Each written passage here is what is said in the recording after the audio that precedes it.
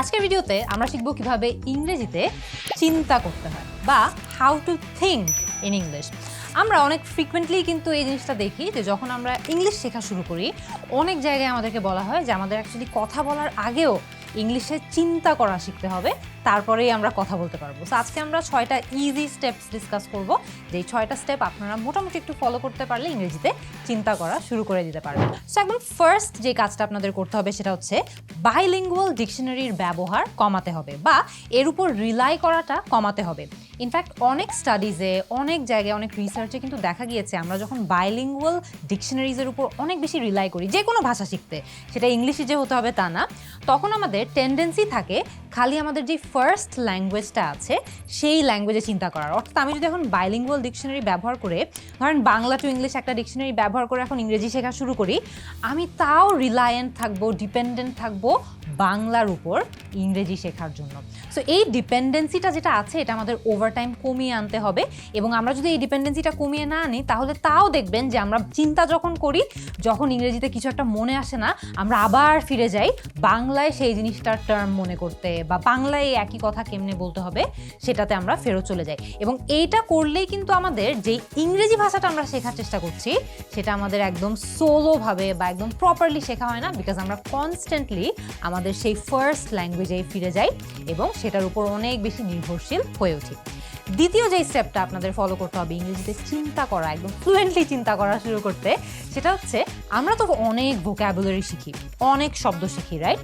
এই যে শব্দগুলো শিখি এগুলোকে আইসোলেটেডভাবে শিখলে কিন্তু হবে না। অর্থাৎ আমার আজকে ইচ্ছা হলো যে আমি এক্সিলারেটিং এই শব্দটা শিখবো, শুধুমাত্র এক্সিলারেটিং না শিখে আপনি যদি এক্সিলারেটিং এক্সপিরিয়েন্স একটা ফ্রেজের মাধ্যমে এক্সিলারেটিংয়ের কথাটা মনে রাখেন বা শেখেন, তাহলে কিন্তু অটোমেটিক আপনার একটা ওভারঅল আন্ডারস্ট্যান্ডিং হয়ে যাবে ওই শব্দটা কীরকম বাক্যে বা কীরকম সিচুয়েশনে অ্যাকচুয়ালি ইউজ করতে হয় সেটা সম্পর্কে। So accelerating experience, epitome of punctuality. So খেয়াল করে দেখবেন আমরা প্রত্যেকটা যখন একটা শব্দ, ফ্রেজ বা একটা বাক্যাংশের সাথে করে শিখি, আমাদের কিন্তু সেটার অর্থ সম্পর্কে একটা অ্যাডভান্স ধারণা হয়ে যায়, কোন কোন পরিস্থিতিতে সেটা ব্যবহার আদৌ করা যাবে সেটা সম্পর্কেও কিন্তু আমাদের মেমোরিতে একটা ইমপ্রিন্ট রয়ে যায়। আরেকটা ভোক্যাবুলারি আলোচনা যেহেতু হচ্ছে, 3 নম্বর কাজ যেটা আপনাদের করতে হবে সেটা হচ্ছে ভোক্যাবুলারি যত বেশি সম্ভব ব্যবহার করা যায় তত বেশি ব্যবহার করবেন রেলেভেন্ট কনটেক্সটে। অফকোর্স একটা জায়গায় অ্যাডভান্স ভোক্যাবুলারি ব্যবহার করার দরকার নাই, আপনি জোর করে একটা ওয়ার্ড ঢুকিয়ে দিলেন, সেটা দেখতেও খুবই ক্লামজি লাগলো, দেখতেও খুবই কেমন জানি একটু অকওয়ার্ড লাগলো, তাহলে কিন্তু হবে না। যখন যেখানে সম্ভব কনটেক্সট স্পেসিফিক ওয়াইজ বা সিচুয়েশন ওয়াইজ আপনি অ্যাডভান্স ভোক্যাবুলারি যেগুলো শিখবেন সেগুলো ব্যবহারও করবেন।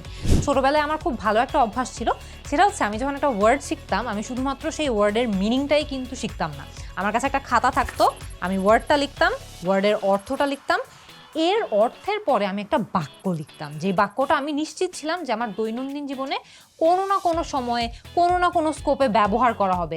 এমন কোনো বাক্য লিখবেন না যেটা আপনি জানেন যে আপনার কখনোই ইউজ করার কোনো চান্স নাই। এমন একটা সেন্টেন্স লিখবেন যেটা আপনি জানেন আপনার ফ্রেন্ডদের সাথে, আত্মীয় স্বজনদের সাথে, কোনো একটা মেন্টরের সাথে, যার সাথেই হোক না কেন আপনি নিশ্চিত যে আপনার সেটা ব্যবহার করা হবে। তাহলে দেখবেন যে ওই সেন্টেন্সের মাধ্যমে হলেও ওই ভোক্যাবুলারিটা বা ওই অ্যাডভান্স শব্দটা আপনার আরও বেশি মনে থাকবে। নেক্সট স্টেপটা আপনাদের হাস্যকর মনে হতে পারে, বাট এটা করলে কিন্তু অনেক অনেক ইউজফুল হবে আপনাদের।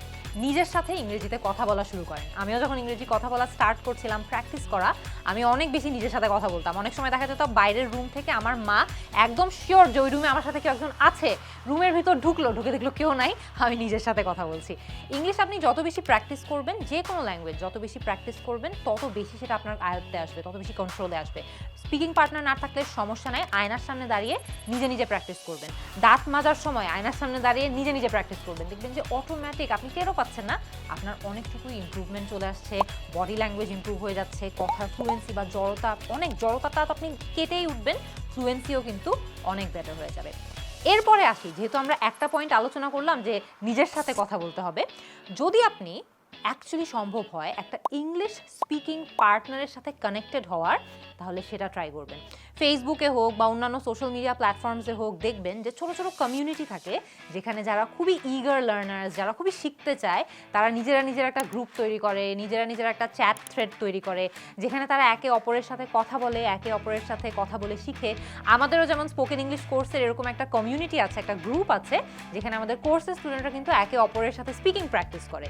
সো একটা ইংলিশ স্পিকিং পার্টনার যদি আপনি ম্যানেজ করতে পারেন, খুবই ভালো হয়। সেই পার্টনারটা যদি আপনার থেকে আরও ভালো ইংলিশ পারে, তাহলে তার থেকে আপনিও কিন্তু শিখতে পারবেন। সেরকম একটা পার্টনারের সাথে নিয়মিত প্র্যাকটিস করবেন, দেখবেন যে আপনার ফ্লুয়েন্সি, আপনার এক্সপ্লেইনিং এবিলিটি, আপনার একটা ভাষায় নিজের থটসগুলো, মতামত প্রকাশ করা, সব কিছু কিন্তু আরও অনেক বেশি ফ্লুয়েন্ট হয়ে যাবে।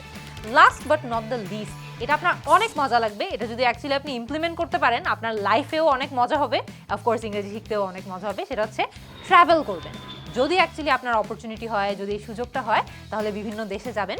যেই দেশেই যান না কেন, এক্সেপশন আছে কিছু কিছু দেশ, সেই দেশগুলো বাদে অধিকাংশ দেশেই কিন্তু আপনি ইংরেজিতে গিয়ে কমিউনিকেট করতে পারবেন, ঠিক আছে? সো আপনি যখন একটা ফরেন কান্ট্রিতে যাবেন, ওরা তো আপনার ভাষা বুঝবে না, বাট হাইলি লাইকলি যে তারা হয়তো বা ইংরেজিতে টুকটাক কিছু একটা বুঝতে পারবে। এরকম একটা ডেসপারেট সিচুয়েশনে গিয়ে যখন আপনি ইংরেজিতে কথা বলতেই হবে, না বললে আপনার কথা কেউ বুঝবে না, তখন যখন গিয়ে কথা বলবেন, তখন দেখবেন অটোমেটিক কিন্তু আপনি অনেক কিছু শিখতে পারছেন। আপনি একটা দেশে গেলেন, সেই দেশে আপনার ভাষা কেউ বোঝে না, কিন্তু আপনার কমিউনিকেট করতে হবে যে আপনার একটা হয়তো আপনি হারিয়ে গিয়েছেন, আপনার হয়তো বা কোনো সাহায্য প্রয়োজন, আপনার হয়তো বা হেল্প লাগবে। এরকম একটা ডেসপারেট সিচুয়েশনে আমরা যখন পড়ে যাই, তখন কিন্তু আমাদের অটোমেটিক দেখবেন যে একটা ল্যাঙ্গুয়েজে কথা বলার মাধ্যমেই যদি কমিউনিকেট করতে হয়, আমরা একদম ঠেকায় পড়ে হইলেও ইংরেজিতে কমিউনিকেট করবো। সো যদি আপনার সুযোগ হয়, একটু দেশের বাইরে যাবেন, একটু ট্রাভেল করবেন, ভালো এক্সপিরিয়েন্স তো হবেই, ফুর্তি তো হবেই, এর পাশাপাশি আপনার কিন্তু ইংরেজি চর্চাটাও শুরু হয়ে যাবে। দেখবেন এগুলো করলে অটোমেটিক কিন্তু আপনি ইংরেজিতে যে চিন্তা করার এবিলিটিটা আছে, সেটা আপনি অনেক বেশি ডেভেলপ করতে পারবেন। বিকজ আপনি তো চিন্তা করে কথা বলছেন, চিন্তা না করে তো কথা বলছেন না অবশ্যই, রাইট? বিদেশে গেলেন বা আপনি হয়তো বা স্পিকিং পার্টনারের সাথে প্র্যাকটিস করছেন, অটোমেটিক দেখবেন যত বেশি আপনি এই কাজগুলো করবেন, তত বেশি আপনি ইন্টারনালি একটা ভাষা, বা ইংরেজি হলে ইংরেজি আপনি চিন্তা করছেন, কথা বলছেন, চিন্তা করছেন, কথা বলছেন, অটোমেটিক আপনার ইংলিশে থিঙ্ক করার যে এবিলিটিটা আছে, সেটাও ইমপ্রুভ হয়ে যাবে। All the best.